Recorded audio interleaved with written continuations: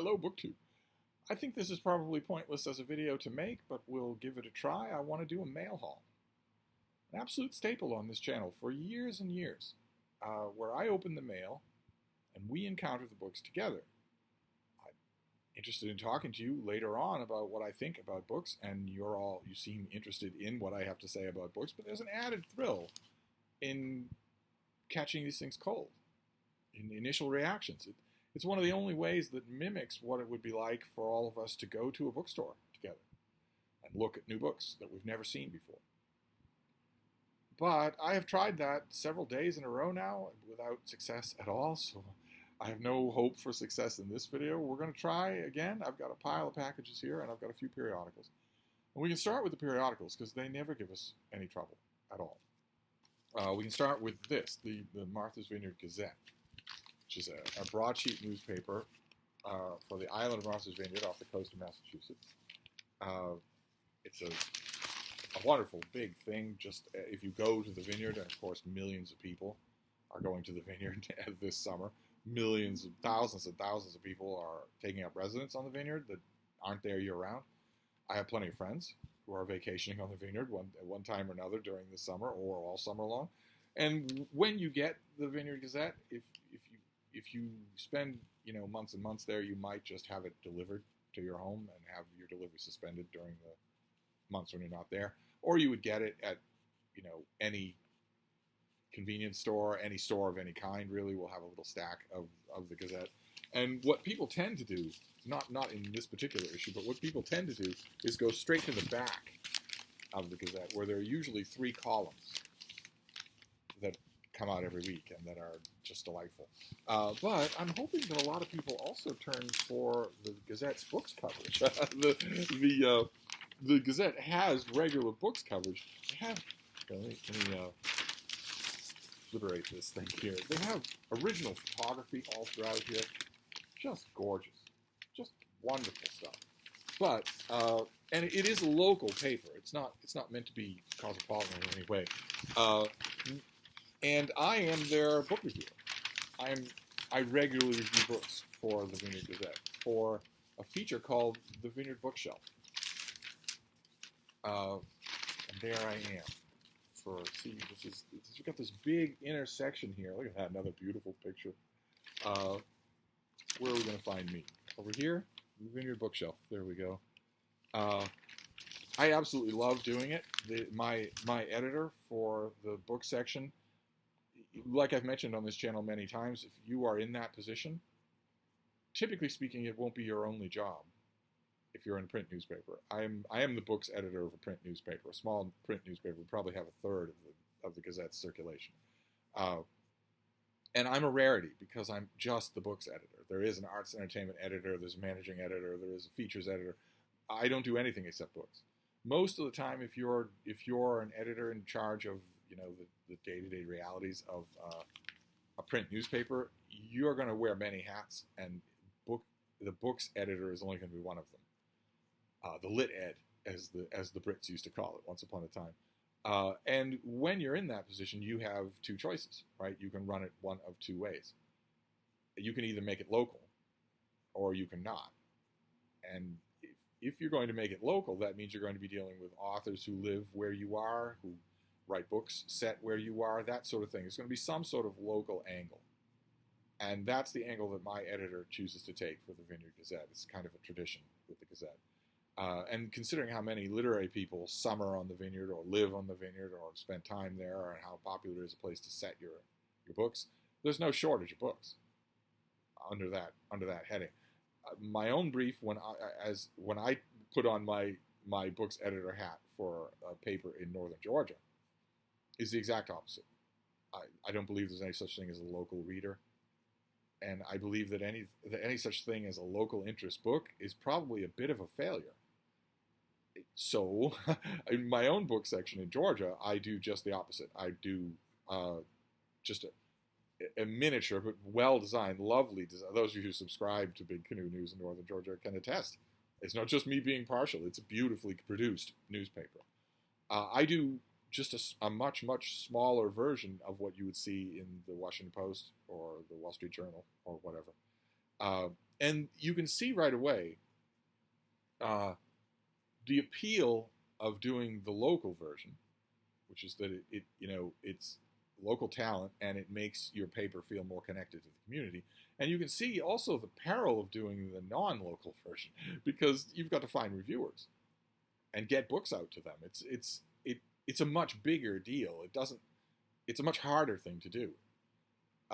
Usually, editors who are in that kind of a position will start to ask around for freedom to reprint things, or maybe buy some wire copy or something like that. And I don't do anything like that for a Big Canoe, so it's a little bit more of a production number, but it's also a little bit less predictable. Although, when it comes to the Vineyard Gazette, despite the fact that my editor chooses local coverage, it isn't all that predictable. Because, like I said, tons of writers have had connections with the Vineyard over the years, over the decades. It's always been a haven for them. And for this issue of the Gazette, for this run of the Vineyard Bookshelf, my editor sent me a book that really surprised me. It's by Peter Kramer. And if any of you know that name, you're all bookish people. You might know that name, but you'll know it from a book that he wrote 30 years ago called Listening to Prozac, a nonfiction book called Listening to Prozac that's sold like the dickens. It's sold by the bushel. I was working in bookstores when that came out, and we couldn't keep it in the store. But the book that I got for this issue of the Vineyard Gazette is a novel by Peter Kramer. It's called The Death of the Great Man. And it is, it's by Post Hill Press, so very small press, might not have distribution in your bookstore, but I urge you to find it. I know that seems strange for me to say, but I urge you to find it. Order it from your bookstore or get it from Amazon or something like that, because it is amazing and it has stuck with me. Since, I read it, I took notes, I wrote a review, I filed the review. Ordinarily that means, goodbye, and I'll see you later. I'll see you down the road. But some books stick with me, and this one did. Really, really has stuck with me. It's about a psychiatrist who is conscripted, basically, he's drafted, into consulting. Don't want to call it medical appointments. Don't want to say there's any kind of power differential. With the great man, who is never named in the book. It takes you about 5 seconds when you're reading The Death of the Great Man. The title refers to the fact that the great man dies in the psychiatrist's office. The book opens with his dead body, slightly contorted in the psychiatrist's office, and with a whole bunch of people wondering what to do about that, because the great man is as great as they get. He's the president/dictator of America. And you're only reading the book for about 10 pages, 15 pages before you realize, oh, okay, so the great man was full of bombast, he was brittle, he was horrifying, he was criminal, he was lecherous, he was incredibly stupid, he was very opportunistic, incredibly greedy. He was constantly vilifying his political enemies and setting his mob on them. He has a mob of people, the Evergreats are what they're called here, that will not desert him under any circumstances and are perfectly willing to resort to violence. And he fraudulently wins a second election. And then the economy collapses because, as the book points out, if you elect someone who doesn't care about facts, the economy will suffer. The economy crashes, and the great man decides to declare an emergency and to give himself emergency powers. And he stays in power. And you're reading all that, and you're thinking, oh, okay, so this is Trump fiction. This is a Trump dystopia novel of a type that I have now seen many, many times, and they're all actually good examples of what the alt-right mockingly refers to as Trump derangement syndrome. Not to say that Trump isn't as horrible as they portray him, but it starts to look very unhealthy for you to write out your demons that way in fiction. I read that. My editor sends me these things. I don't request them. And I'm his biggest fan. He wrote a terrific book. We saw it on this channel. His name is Bill Evell. He wrote a book called Swept Away that is just incredible. But he sends me these things. And I read that and thought, my heart just sank. And I thought, okay, so Kramer, the author here, he saw the rise of Trump. He hated it as viscerally as every other thinking person did. And it just got worse and worse. It's getting worse and worse. This is an ex-president. He's been charged in multiple felonies, just doxed President Obama. He just sent one of his minions. One of his minions went on the hunt to kill President Obama. If not for the presence of the Secret Service by accident in that location, we might be talking now nonstop about the biggest scandal in American history: a former president getting another former president executed. I read that and I thought, okay, well, that's what this is going to be. It's going to be Kramer working out those angers, which might be justified, but still aren't fodder for a book, in a novel. And that is not this book at all. Not at all. Oh my God. It is so much more than that. If this is actually Trump fiction, then this is by a wide, wide margin the first Trump masterpiece. The first Trump fiction masterpiece. No hint is ever made. No names are ever listed or anything like that. Naturally, given the premise that I just described, the psychiatrist and the Secret Service and whatnot all to figure out what to do about this fact, how to announce it, how to lie about it, what is going on here, and it sparks our main character, the psychiatrist, to reflect back on his sessions consulting with the great man. And that's fascinating in its own right, but to me, the thing that's sticking with me is how much thought Kramer has put in to what living in this authoritarian dystopia would be like. And it wouldn't be the man in the high castle. It wouldn't be black and white. Instead, it's a very insidious portrait of what a creeping autocracy would be like for the people in it. It's just, I'm not doing a good job of describing it. It was always a perfect indicator of how much the book is still working on me. I praised it in my review, and I cannot recommend it strongly enough for you, even if you think, maybe especially if you think that the last thing you want to do is read about Trump. Trump is never mentioned in The Death of the Great Man. And I think you will want to read this. I think you'll be reading it, and you'll be thinking, I've never seen a lot of what I was feeling put this way. I strongly, strongly recommend the book anyway. Then we'll move on to The New Yorker, which is a double issue. This is the height of summer and the high days of July, so The New Yorker tends to double an issue so that people can take a little bit of a relaxed tone for a while, almost like a vacation. The main thing that struck me about this issue is that it has an instant classic New Yorker cover. The kind of New Yorker cover that you want to frame and put on a wall. I have some of those covers here. I'm a big fan of New Yorker covers and cartoons and just in general. But this is an instant classic, something that belongs on the ranks of the best ones. It's this. Look at that cover. That is one of Patience and Fortitude, one of the two lions outside the New York Public Library, and the lion is gently reading over her shoulder. And the grace note of this thing, the thing that makes it so beautiful, is the weird, swooping motion of the pigeons, the way that causes your eye to move around the panel. That is just amazing. Here, let me credit the artist since I'm praising their work. This is called On the Same Page, and it's by Sergio Garcia Sanchez. Just an immediately classic New Yorker cover. And there was something in here that I was really looking forward to. There's a long review in here by Anthony Lane of the new Indiana Jones movie. And I would ordinarily be interested in that, but I don't want to be 3 columns into a review of the Indiana Jones movie when Anthony Lane breaks into pornography, autoerotic pornography.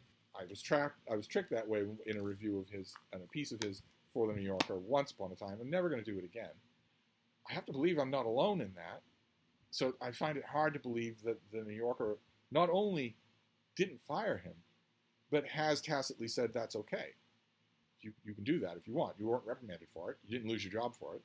So you want to, in the middle of a review of Indiana Jones and the Dial of Destiny, if you want to, wax rhapsodic for 3 paragraphs about what that whip pommel reminds you of, go ahead. So I don't do it anymore. I guess you could call it a writer boycott. I used to love this author, but I'm not going to read him anymore. If he did that, if he pulled a Tubin and was not disciplined for it, then no thanks anyway. But the New Yorker, one of the things they do rather well is think pieces.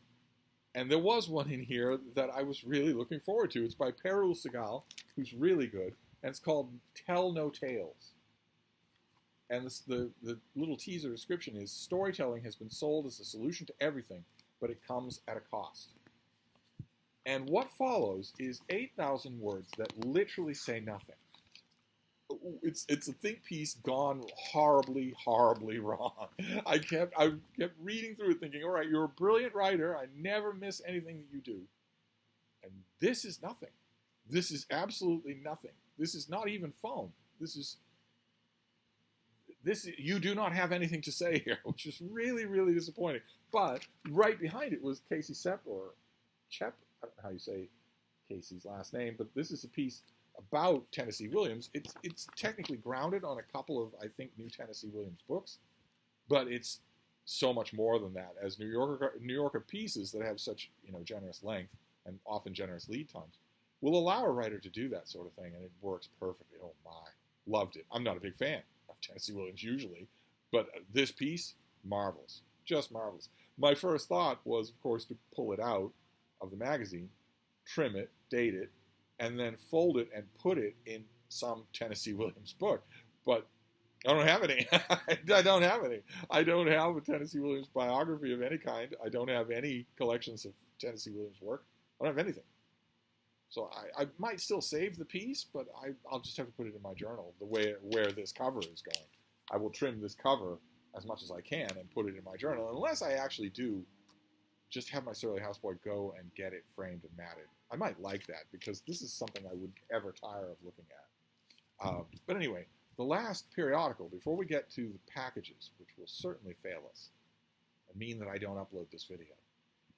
But before we do that, we will get to a periodical that never fails us. It's Architectural Digest, which means it's time for, yes, you guessed it, Donoghue Does Decor, where we go through Architectural Digest and see what we make of it.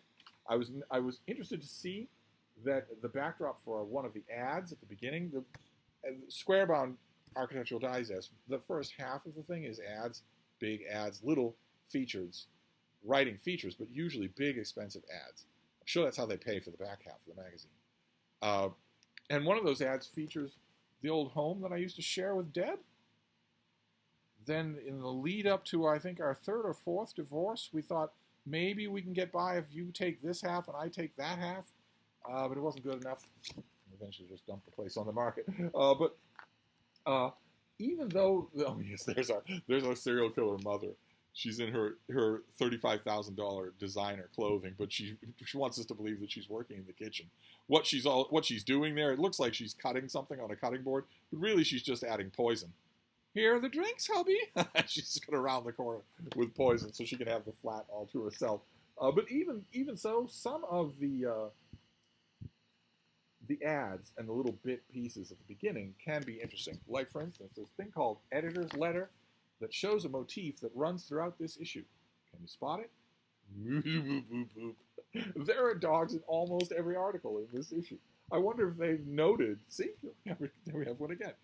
I wonder if they've noted that I sometimes rake them over the coals, or really all the time rake them over the coals, and they want to ameliorate that somehow. But we have, like, for instance, design stories. Quite a few designers actually show their faces in profiles in this issue. You'd think they wouldn't, considering what they do to the living spaces they're paid to desecrate. Like, for instance, this one, Nozawa. Noz Design, I guess, is her company. And she herself is quite lovely. But look what she's done to this room. Look what she's done. Picture it without all the kitsch, and picture it without whatever these things are. It would be beautiful. She's destroyed it. so maybe it's an apprentice piece. Then we have, thankfully, a house on Sag Harbor that is not doing anything wrong. I don't know what it's doing in this issue. This is not doing anything wrong at all. Look at that. You've got the old-fashioned desk with the swivel chair. You've got the old-fashioned desk looking out over the water. The couch right there in case you want to stand up, crack your back, go over there and read a bit. Maybe relax with the salt water coming through that window. I wouldn't change a thing. Look at this. Normal stuff. Normal furniture. with great big windows. True, you're not, half of you are not looking at the windows. That seems to be de rigueur now, that you're going to just ignore your view. But still, kind of weird to see that there. I was wondering when I saw that Sag Harbor layout if maybe this was going to be a sensible issue of Architectural Digest, but no. No, we have this. Feast your eyes on that. Again, strip everything away. You can do that because literally everything in here is a mistake. Strip everything away and just picture this room. Leave the arched doorway out for the minute, because that is lovely on its own. Just look at that. Look at that. Look at those windows and the view. How incredible. So you take up the corkboard floor. You're supposed to put thumbtacks in that or something like that. Take up the corkboard floor. Take up whatever this is. I think it's supposed to be a coffee table. Does it tip? Oop, oop, oop, oop, oop. This torture device, and especially this torture device, I have no idea what that is. Get rid of them both. Don't sell them. Burn them. Also, curtains. Are you ever going to put curtains over these things? No, you're not. You're not ever going to do that. So get rid of them as well. And what's this? Oh, it's a mirror. Oh, but it's supposed to be jagged. Is it supposed to break and shatter all over you? If it rips up your face, you can always go downstairs, scream at the doorman to get you a cab, and go about 50 blocks in that direction to the plastic surgeon who knows you quite well already, I'm guessing.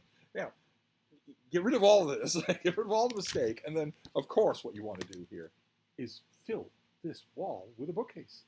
Maybe even with one of those neat step ladders, so you can get way up here, so you can get to the books up on top. Oh my!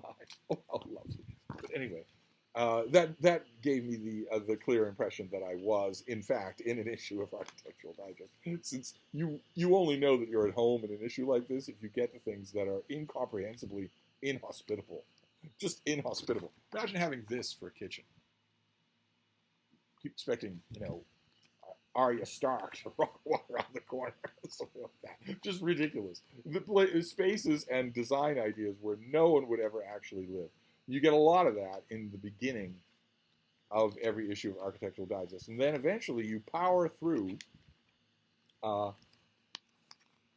the back, where you have more concerted features.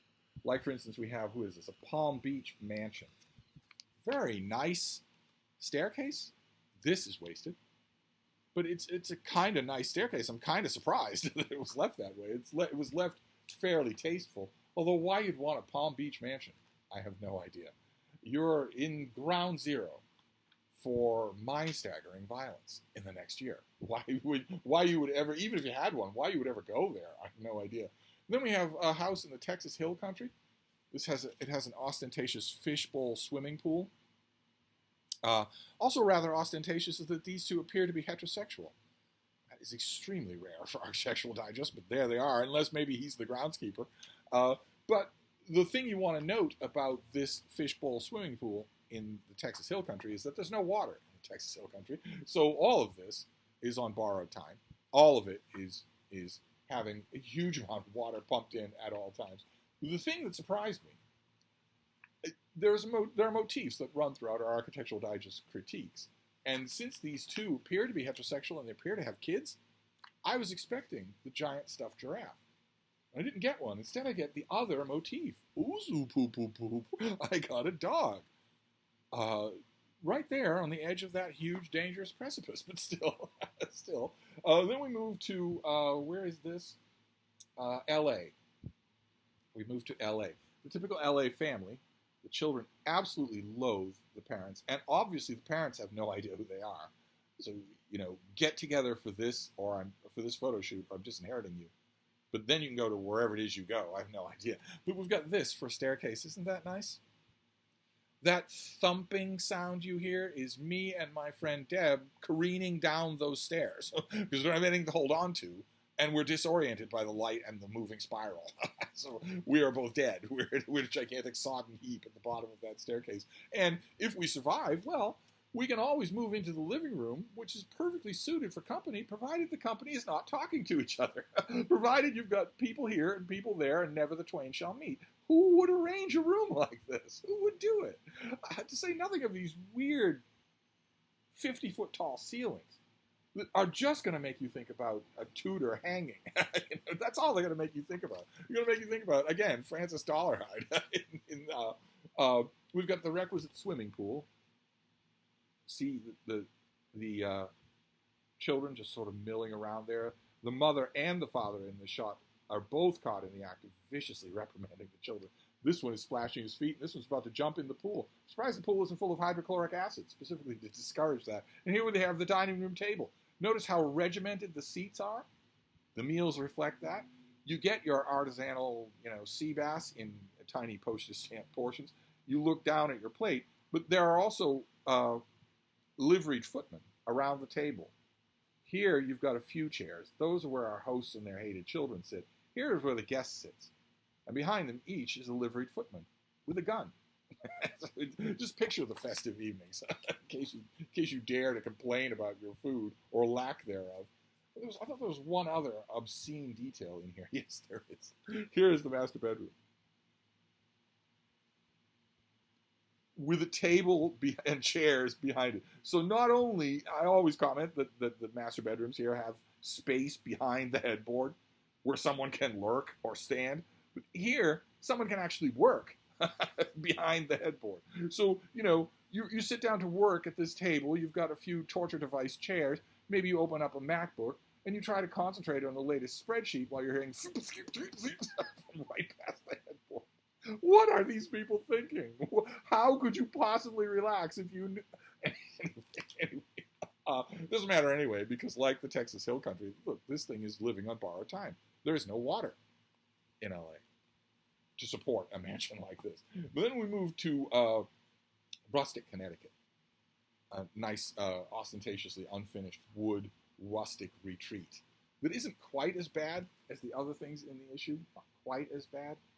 It's kind of livable. Granted, you're blocking the view again. Like I said, that seems to be de rigueur. If you've got a great view, arrange the room so that you never see it. I don't understand that, but that seems to be, it's too common. It occurs too often to be just chance. This also has a barn loft. The owners of this Connecticut spread transformed the barn space, and the barn loft is pretty nice. I don't know what you would do there for climate control. During Connecticut summers, it would probably get 200 degrees up there. That's how you get up there. You get up there with that a rustic ladder there. So it wouldn't have worked for me for most of my life because dogs don't do ladders, and I'm not going to carry 10 beagles one at a time. It would work now because I've got a tiny little dog that I could carry up the ladder on my own. But the rustic space was not that bad. Then we get to past this guy. He's really creepy, as a lot of the designers are trying hard to hide the fact here. And right across from him is a view of the World Trade Center. These two spaces are where the World Trade Center towers used to be, the North and South Tower. That mercifully is brief. Then we move on to a Berkeley home, which again doesn't seem to do much wrong, and again does not feature the giant stuffed giraffe. Instead, there are reading nooks. Almost think these people read. There's this one for the kids. I don't like the size of the ceiling, but that's a pretty good reading nook. But look at this one. Where is it down here? Look at that. Oh my. It's not cropped well. I guess Architectural Digest is hard up for photographers. It's not cropped well, but that is a beautiful space. What wonders you could do. You still have to do something with it because it's still a little bit... there's the master bedroom. In case you were wondering where your office is, it's obviously right behind there. It's right behind the headboard. And once again, ooze oop oops oops. What? Never mind the hated children. Once again, we have a little dog. They come all throughout here. I think this spread is in New York City. And we get, it's the typical just bastardized spaces here, just awful spaces. But when we get the kids' room, there is no giant stuffed giraffe. That's actually a really good room, except that why do you want 50-foot tall ceilings? Why do you want that? I guess there's no way around it, but you could build up in a room like that. If you're faced with ceilings that high, you could build up to make it seem a little bit less foreboding. But anyway, that was Architectural Digest, and that brings us up to the 30-minute mark. I'm tempted to stop the video here, because at least that's something. Whereas doing these packages is going to invalidate the video. It's going to mean that I'm not going to be able to upload it. But I'm determined to try. I will try to control myself. We'll see. Let's go through these. We don't have to spend a lot of time on any one of them. We'll go through these and see what we have and try to get through this. That's all. We'll just try to get through this. Okay, so this first one is a collection of stories by Diane Williams called I Hear You're Rich. I want to block the beam there. I Hear You're Rich. This has a publication date in early August. That's why I'm getting the finished copy.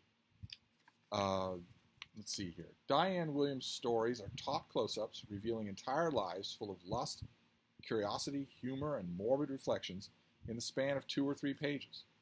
Okay, no, they don't. But thanks for showing up. Her images are daring and her sentences meticulous, forming complete worlds that deliver visionary insights to what it means to be human. Not in 2 or 3 pages, they don't. In these stories, life is newly alive and dangerous, whether she is writing about an affair, a request for money, an afternoon in a garden, or the simple act of carrying a cake from one room to the next. She offers us beautiful and unsettling ways of seeing everyday life. Okay, well, I imagine that this is early August. I imagine Diane Williams has some fans among you. I'd love to hear about that, if it's true. So that wasn't a total failure. We got 1 book down. Let's keep going. Flash fiction, right, is the name of that when you can't be bothered to work for more than 2 pages at a time. That's called flash fiction. That's not a deal breaker. We've seen worse than that. Let's push on. Hope for the best here. Huge amount of prose here that I don't need. Get you out of the way here. Okay, are you another August release? That would be great if you were. No, a July release, even better. This is late July. This is Alison Montclair, and it's The Lady from Burma. Lovely cover. They're just lovely. This is from the folks at Minotaur Books, who never let me down, so I don't think I'm going to be yelling at this book. Let's see here. In the immediate post-war days of London, 2 unlikely partners have undertaken an even more unlikely, if necessary, business venture, the Right Sort Marriage Bureau. Oh, we've seen these ladies before.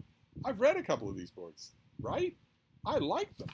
What were the other books in the series? I read at least one, The Right Sort Marriage Bureau, The Right Sort of Man, and A Royal Affair. I read both of those and really liked them. There's also A Rogue's Company and The Unkept Woman.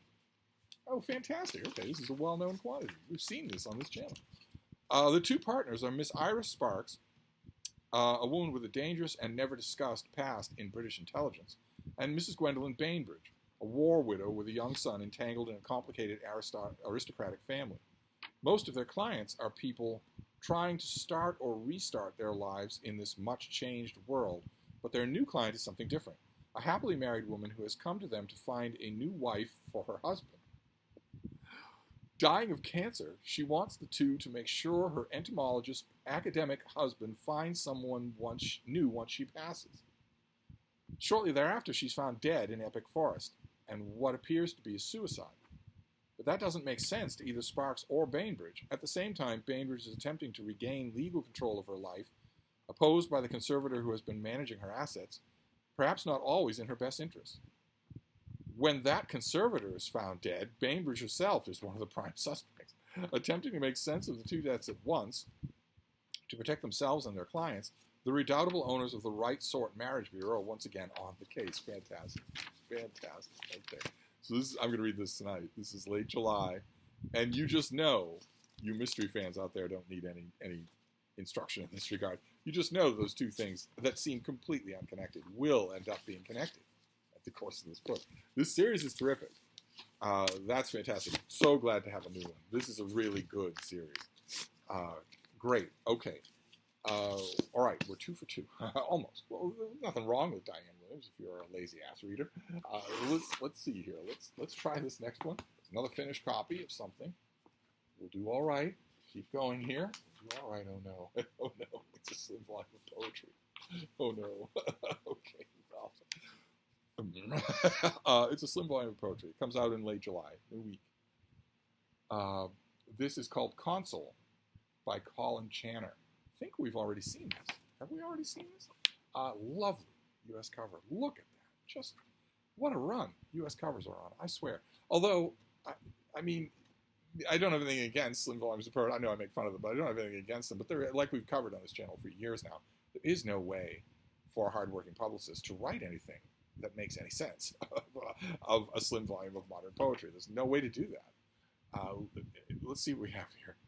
Colin Channer announces his feel for language, his delight in the interplay of sound, sign, and meaning.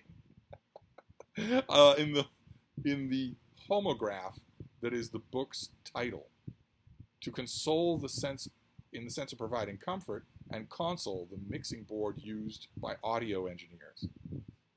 Here are two of the great themes of this book compressed into a single word: the treatment of grief and the production of music, specifically of dub, a genre close to Channer's heart. He was once a dub bassist. And a type of music which, with its sonic experimentation and its process of productive manipulation to create striking soundscapes, serves as an aesthetic guiding principle for this collection. Okay, well, whoever wrote this thing certainly earned their keep. That's not nearly as bad as it usually is.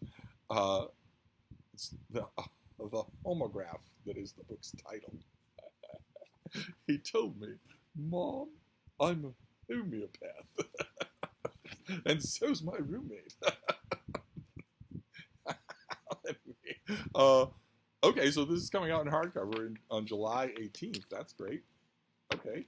I don't usually have much to do with thin volumes of poetry. I read them, but I don't have a poetry critic for Open Letters Review. Someone who's good at doing this sort of thing. For a new work of poetry, 500 words is all I would want. Just if that, I don't know. I don't think there's any chance. But if there's any chance that that would interest you, if you're interested in contemporary poetry, it's Open Letters Review. I can't pay you, but I can send you all the contemporary poetry that I get, and I get a fair smattering of it. Save you. This little thing is what? What are you, my dear? 100 pages. The pages aren't numbered. The pages aren't numbered, but it's about 100 pages. 113 pages. And this is going to be almost $30, so that's no small thing. If you wanted to try your hand at that, it's really hard to do. Only on a couple of good writers or critics of poetry in my lifetime. If you think you might want to try that and you live in the continental United States, I would be happy to send you this, give you your druthers to try it. You've seen on this channel that I do get poetry. It wouldn't have to be your full-time job, but it might be something. So let's move on here. Let's take a look at this next one. Okay, this doesn't come out until early November. Okay, this is called Putting Ourselves Back in the Equation. And then I've mentioned that one of the trends for U.S. books in 2023 that I've noticed has been surprisingly good covers, as opposed to coming at the end of years and years of notoriously bad, internationally mockable, ugly covers. But another trend that I've noticed in American books in 2023 is endless subtitles. Just subtitles are abusively long anyway, but in 2023 it's just been unbelievable. This is by George Musser, who wrote Spooky Action at a Distance, which is terrific. It's a book I really, really enjoy, about subatomic particles, about quantum mechanics. This is called Putting Ourselves Back in the Equation, and then we have a doctoral dissertation in the form of a subtitle: Why Physicists Are Studying Human Consciousness and AI to Unravel the Mysteries of the Universe. It barely fits on the cover. But let's see what we have here. Oh, great. Well, all right. So I always talk about credit in the Bank of Steve. George Musser's credit in the Bank of Steve could not be higher. Let's see here. In this book, the author takes a deep dive into some of the thorniest problems in all of science, particularly around physics, cosmology, and consciousness, and shows how, increasingly, scientists have been collaborating and crossing the divide between these seemingly disparate fields to shed light on how matter emerges from the smallest of particles and how consciousness emerges from the physical matter of our brains, among other topics.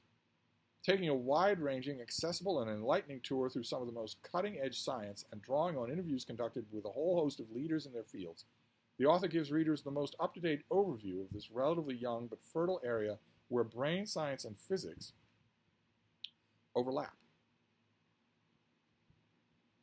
Okay, fantastic. Well, I'm on board. I'm on board completely. This would be about, crab fishing off the coast of New Orleans. I would still be on board completely. This author has won my trust. As is true with the Bank of Steve, the only thing he can do now, it's all downhill from here. The only thing he can do now is for this to bomb, for him to lose my trust, in which case he will not go into the negative. He'll just go back down to neutral. He'll go back down to his starting place. But there's no chance.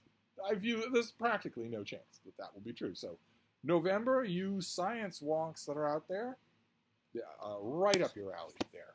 And then we'll deal with the box. I'm a little bit encouraged here. We have not failed yet. We've got all the way to the box without me needing to I can still upload this video, which is kind of astonishing. That has not been true in the last few days.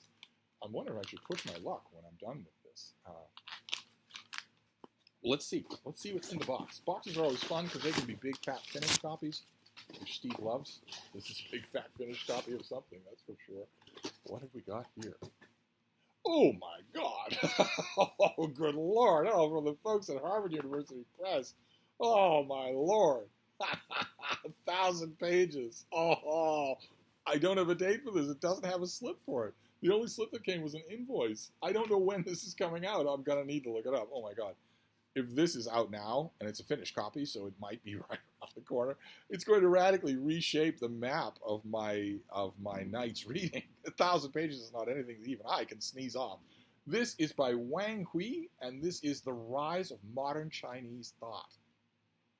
Again, a beautiful, understated cover design that is just lovely. Look at the size of this thing. Oh my God. Let's just read the dust jacket flap like we were in a bookstore together. And I was nagging your ear off when I'm not smooching with strange dogs. What does it mean for China to be modern or for modernity to be Chinese?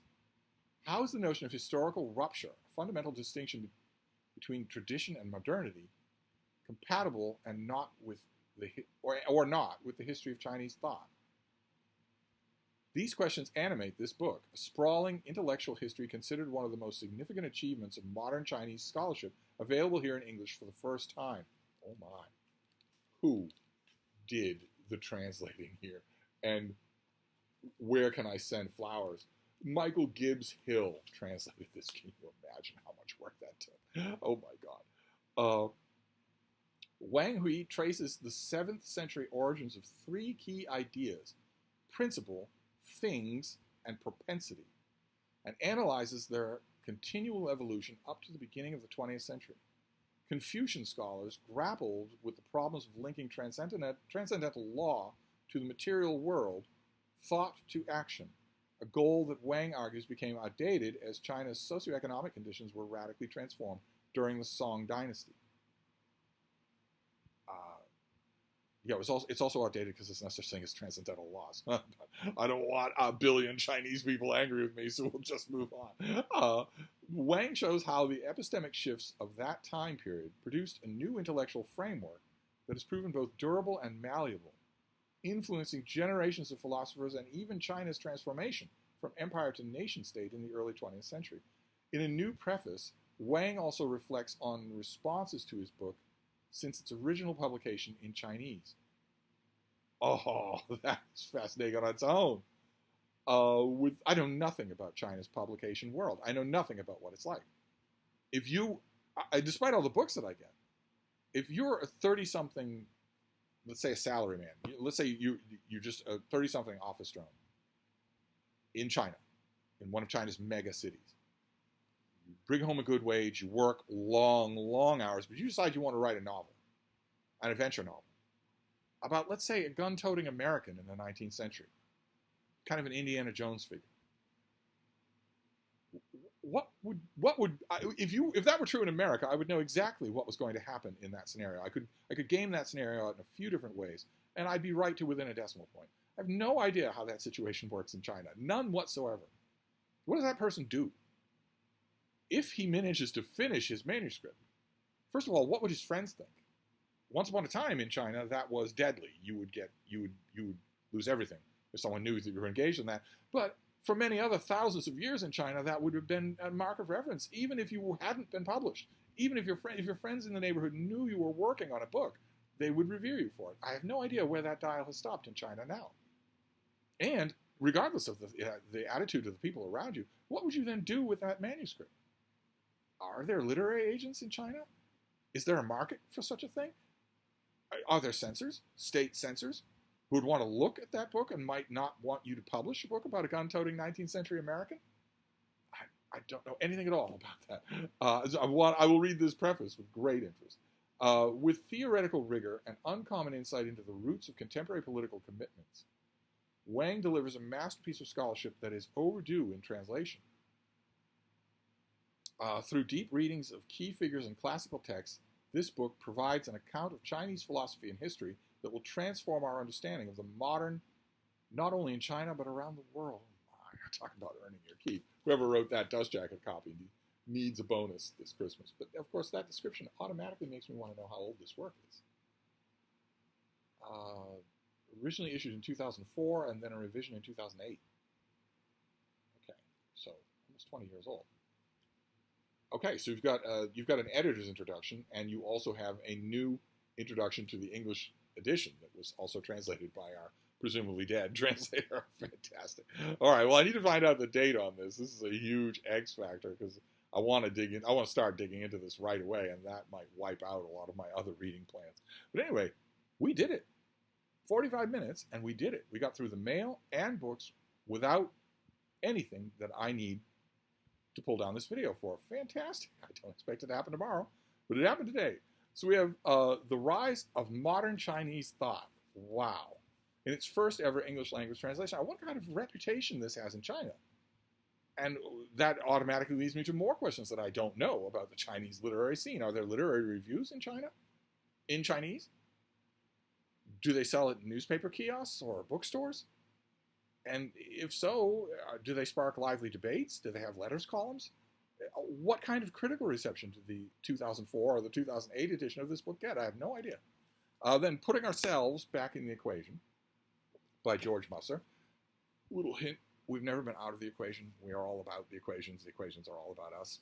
Stand to be a lot further out of the equations and not in them, but I know what it means. The Console Poems by Colin Channer. The Lady from Burma, the latest in this series, two enterprising women in post-war England. Really, really good series. And I Hear You're Rich, micro stories by Diane Williams.